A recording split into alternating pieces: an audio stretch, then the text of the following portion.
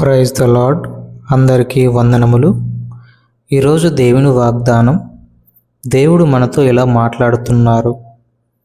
ఎవరైతే బాధలో ఉన్నారో వారి వాక్యాన్ని తప్పనిసరిగా వినండి. నా మాటపై నిలుచున్నచో నిజముగా మీరు నా శిష్యులై ఉందురు. యోహాను సువార్త 8వ అధ్యాయము 31వ వచనము. ప్రేమగల పరలోక తండ్రి, నీ పరిశుద్ధ వాక్యమును ధ్యానించుటకు మాకు కృపను ఇవ్వము. మా హృదయాలను తెరిచి నీ స్వరమును వినే భాగ్యమును అనుగ్రహించము.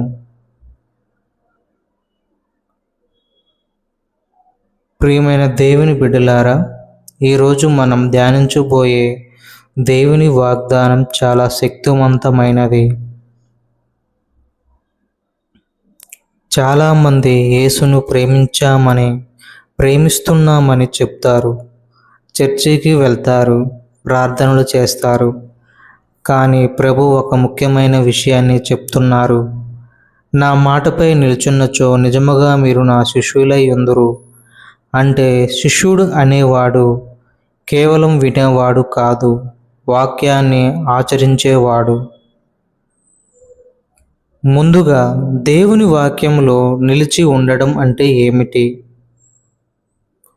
దేవుని వాక్యాన్ని ఆదివారం మాత్రమే వినడం కాదు, ప్రతిరోజు చదవడం, ధ్యానించడం, జీవితంలో పాటించడం.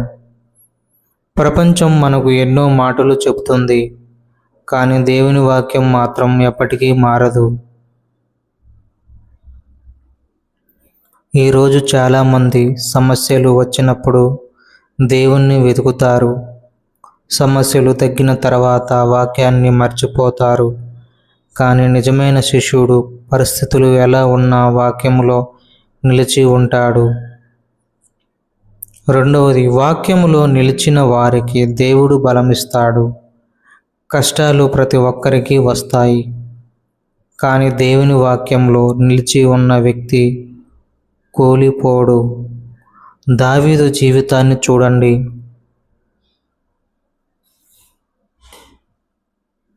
శత్రువులు వెంటపడ్డారు, ఎన్నో ఇబ్బందులు ఎదురయ్యాయి. అయినప్పటికీ ఆయన దేవుని మీద నమ్మకం కోల్పోలేదు. మన జీవితంలో కూడా కొన్నిసార్లు ప్రార్థనలకు వెంటనే సమాధానం రాకపోవచ్చు. అయినా వాక్యములో నిలిచి ఉండాలి. మూడవది, విధేయత నిజమైన శిశువుని లక్షణం. అబ్రహాము దేవుని మాట విని తన దేశాన్ని విడిచిపెట్టాడు. దేవుడు చెప్పినట్లు చేశాడు.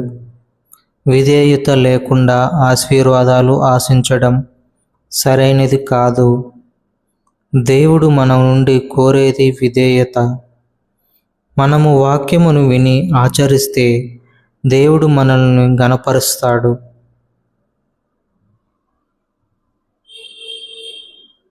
యేసు ప్రభు భూమిపై ఉన్నప్పుడు తండ్రి చిత్తాన్ని మాత్రమే నెరవేర్చారు.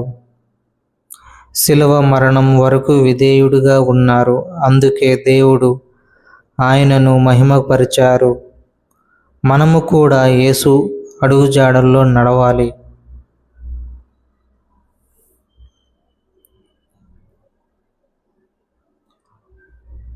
ఒక వ్యక్తి తన ఇంటికి రాతి మీద కట్టాడు, మరో వ్యక్తి ఇసుక మీద కట్టాడు.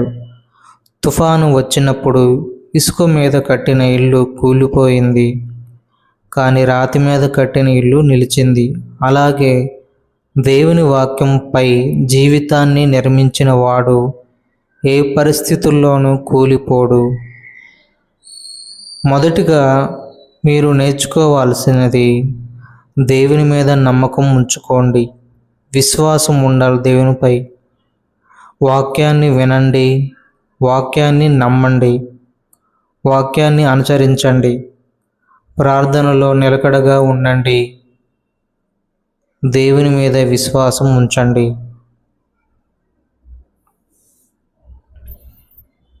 ప్రియమైన సహోదరి సహోదరులారా, యేసు ప్రభు ఈరోజు మనలను పిలుస్తున్నారు.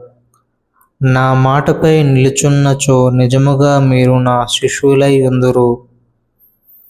మనము కేవలం పేరుకే క్రైస్తవులుగా కాకుండా నిజమైన శిష్యులుగా జీవిద్దాం. దేవుని వాక్యమును గట్టిగా పట్టుకుందాం. పరిస్థితులు మారినా, మనుషులు మారినా దేవుని వాక్యం మాత్రం మారదు. వాక్యములో నిలిచిన వారిని దేవుడు ఎన్నడూ విడిచిపెట్టడు. వారి జీవితాలను ఆశీర్వదిస్తాడు. వారి కుటుంబాలను కాపాడుతాడు. వారి భవిష్యత్తును ఘనపరుస్తాడు.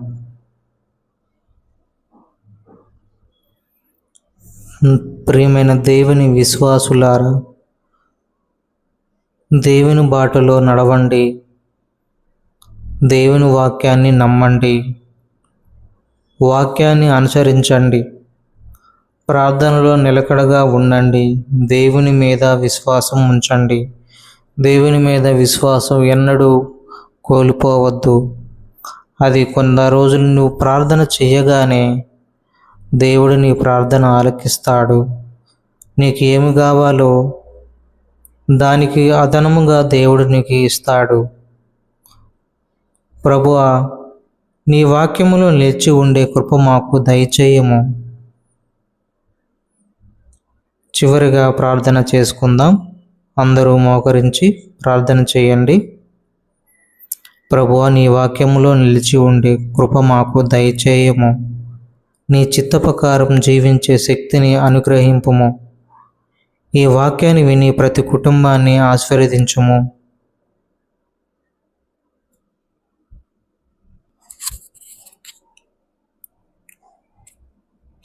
ప్రభువా, మా కుటుంబాన్ని నీ చేతిలో అప్పగించుచున్నాము. ప్రభువా, మా ఇంటిలోని నీ సమాధానమును, ప్రేమను మరియు ఆనందమును నింపుము. తండ్రి, మా కుటుంబ సభ్యులందరినీ ఆరోగ్యముతో ఆశీర్వదించుము. ఎలాంటి ప్రమాదాలు, కీడులు మరియు శోధనల నుండి మమ్మల్ని కాపాడము. మా మధ్య ఉన్న విభేదాలను తొలగించి ఐక్యతతో జీవించే కృపను అనుగ్రహించుము. ప్రభువా, ఉద్యోగాలు, వ్యాపారాలు, చదువులు మరియు మా చేదు పనులన్నిటినీ దీవించుము.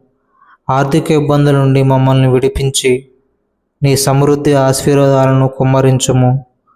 మా పిల్లలను నీ భయభక్తులతో పెంచుము.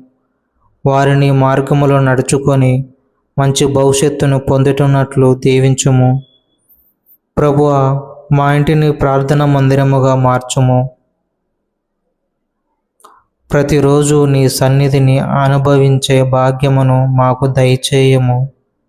మా కుటుంబం అంతా నిన్ను ప్రేమించి నీ చిత్తానుసారముగా జీవించినట్లు సహాయము చేయము.